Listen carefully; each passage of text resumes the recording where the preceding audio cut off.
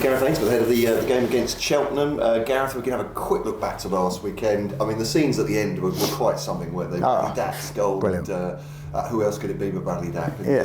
What was that night for you? Yeah, awesome. It really was. I took off down a touchline like a lunatic, but realised I might get a yellow card soon after that, so got back into the technical area. But everyone, all the staff and all the players in that area were just elated. So what it must have been like on the pitch is amazing. And as you say, Bradley, he's waited patiently for that moment. He really has, and I'm glad it's come under me because he's bought into what we've tried to bring here. He's a leader. He's definitely a good footballer, and obviously we need to work on getting him fit and getting him up to speed as quick as possible because a fit and quality Bradley Dack is a good player in the team. So yeah, he's very patient. He understands. We talk regular. But yeah, I was really pleased to see him. I know what it's like. I've been injured for long times. Not had probably the extremity of injury that he's had, but I had some pretty bad ones. And scoring that first goal back after injury is always a nice moment. So well done, Brad. Yeah, we need some more. But he's part of the squad travelling to Cheltenham now, which is great. I know you've been concentrating on performances, but how big was the win for you and for the team? Yeah. Listen, you don't always get what you deserve, and we didn't against Colchester, definitely. And the other draws I thought were probably thoroughly deserved. But then against MK, you say, wow, it wasn't a great game of quality. It was two teams who obviously have struggled this season, and for one thing or another. But we did have the better chances. Tate didn't have a shot to save, which was great. They had one effort from a long way out and a free kick, which worried me. And apart from that, I don't think there was anything. Whereas we flashed it across their box a few times. We had multiple shots on target. Didn't really look greatly threatening until that last moment. But it's almost like we deserve it for the 2.5 weeks we'd been in the building. It was nice to get my first win. It's almost becomes a mental thing.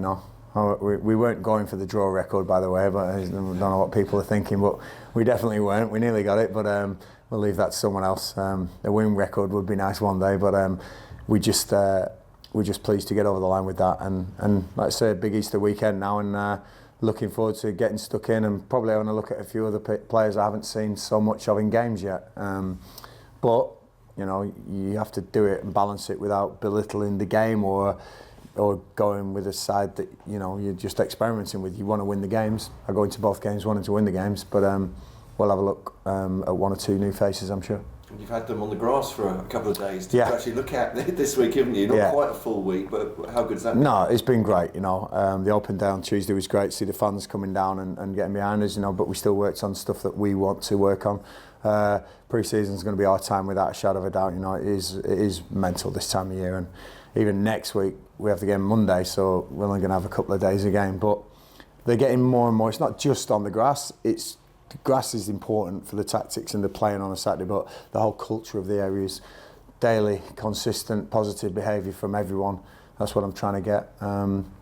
Like I said, from the owners right down to the cleaners, I'm embracing everyone and saying, right, come on, we all get 3 points on a Saturday together. We're all part of it, and that's how I want the club to be. It feels going to the game against Cheltenham, perhaps you've got more momentum behind you because obviously you've recently arrived, you've got the win as well. What are you expecting when you go? Yeah, listen, they've struggled to score for the last games. Apart from the last game, they scored 3 against Crewe, and they deserve to win that game. But I know Mike Flynn, I've played against him and managed against him before, so I know what to expect. It'll be super competitive, this game. Undoubtedly, it'll be a competitive game. But a Good Friday 3 o'clock always gets the crowds in, which is nice, and hopefully we can come away with a win. I'm going for the win. I don't know how to do anything else, and it's like I say, 1 or 2 probably changes, but still strong to go into that game and try and see what we can get, what I can see around my players, and then obviously a big one on Monday against Wimbledon at home. Is there a balance between having a look at players almost like pre-season, but also taking some momentum into that? Yeah, we have to. We're on 4 draws and a win. I don't want to have a defeat. You never want one as a manager, So, like I say, we're going for the win. They are threatening, but both teams are safe in the league. There's I don't think there's much chance of both of us, either of us making the playoffs. So we've got to make sure that we compete in the right way. Both of us will. Me and Mike are, fierce competitors on the pitch. When we played, there's no way you want to go in there going, oh, I just had a look at some players. No, I want to win this game. I want the players to produce for me. They know what's at stake. And I don't want to be in the position I'm in the league. I want to get higher. We can go above Cheltenham if we beat them, and that's a big incentive apart from anything else. And what's it been like, I suppose, with you, the players that haven't played so far? I know you want to give people opportunities, but also you want to win games. Yeah. How have they reacted to that? Yeah, listen, they've been great. They really have, whether it's loan players, whether it's players who are under contract or players who aren't under contract next season. They've all bought in. I know, I've been in the situation both in contract, out of contract and on loan. I've done all three of the situations that the players are in, and so I can empathise with them all. But football is about delivering performances. You have to deliver and buy into the culture and what is your role and how can you deliver in your role. So I'll be looking at all that on the weekend, and hopefully we can come away with 3 points. And you mentioned contracts. Bradley Dack said he'd love to stay here. I know negotiations happen behind the scenes, but could you see a player like Bradley in your squad next season? Listen, like you say, it's all going to be behind closed doors, and I'm sure you'll get to know as soon as anyone signs here. But we're working on that, and I'm looking forward to the break. But again, it's not much of a break for a manager. As a player, it was great. As a manager, you're preparing for next season as soon as that final whistle goes, and that's what we'll do in the right way. You've got your phone next to you on the Sunday. always. And just a bit of housekeeping. We always do the team news and talk about the fitness of the squad. Obviously, the big news before the game last week was Tate Holton playing instead of Glenn Morris. What's the situation there? Are you going to recall Jake? Is it? No. Tate's done really well in the game, So if Glenn doesn't make the games, I'm confident and competent in Tate. I thought the defence really protected him well. But yeah, we got no reason to recall someone for one game or anything like that.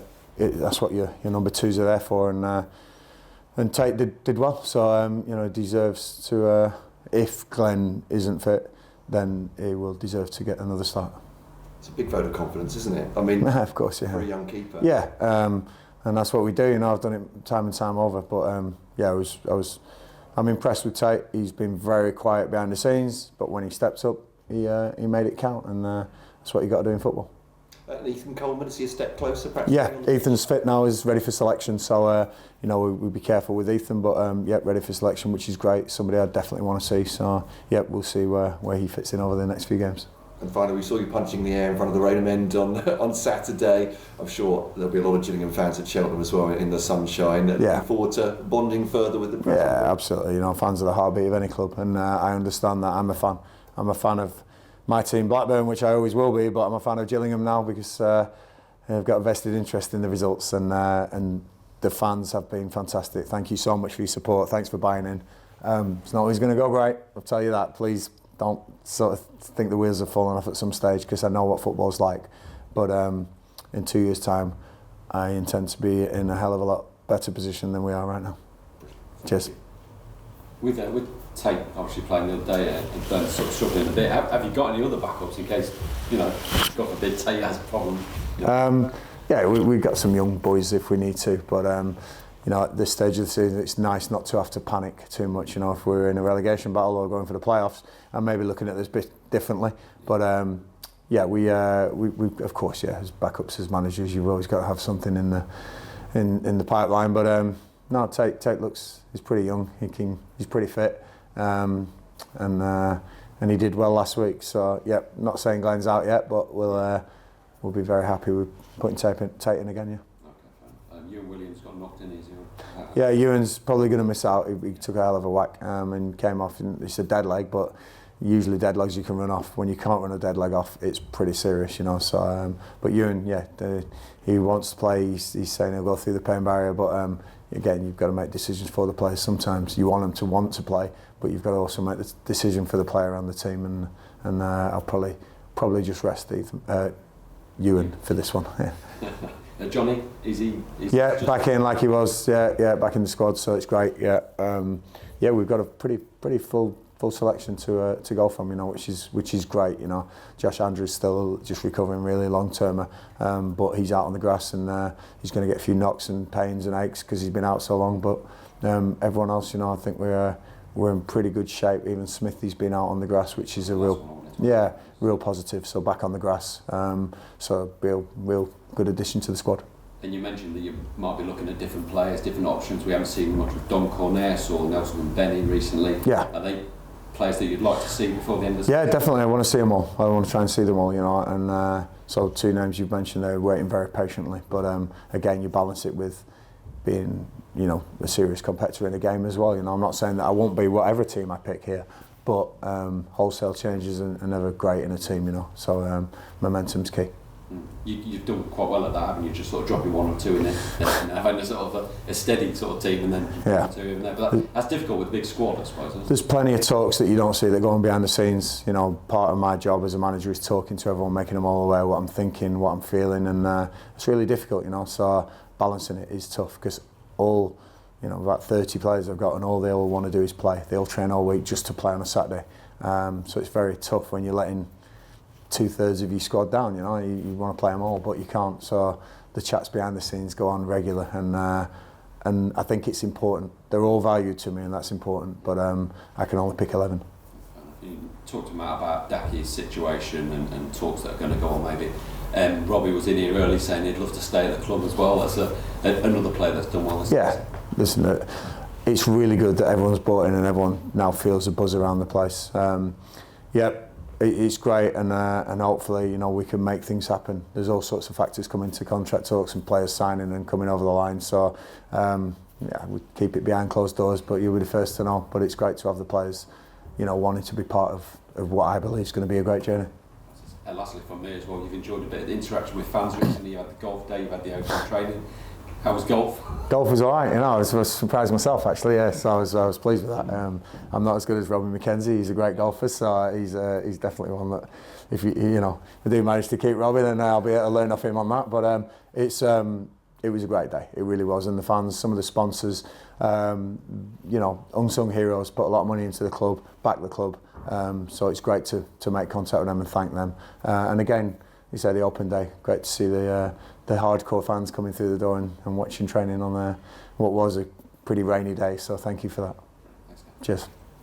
Does it help as a manager going in like you have done, if players do buy into things when you go into those negotiations and so on? Yeah, definitely. You know, it's not just players here; it's players around. It becomes comes like a buzz around Gillingham, a rumour around Gillingham that it's a great place to be. When we're at Wickham towards the end, people were saying, I want to sign for that club just because the culture, it looks fantastic. You know, we want to look at them celebrating, look at them all together. So, it really helps going into the summer talks with players that aren't mine, but players that are here as well, everyone buying in. Yeah, it's great, it really is. And I'm hoping that we can attract players rather than just re-sign players as well. Okay, great. Last Saturday for a minute. When did you tell Tate he was playing? The morning of the game, I officially told him, but I guarantee you he was told way before that, because I know that goalkeepers union is very tight, and I'm sure Glenn would have been on the phone to him saying, Tate, be ready, because I don't think I'm fit. But they're a great bunch, but officially, I spoke to him on the morning of the game and said, look, I got no worries about sticking you in, get in there and do the job, and he was great. A sort of tongue-in-cheek question goes back to what Luke was saying about backup.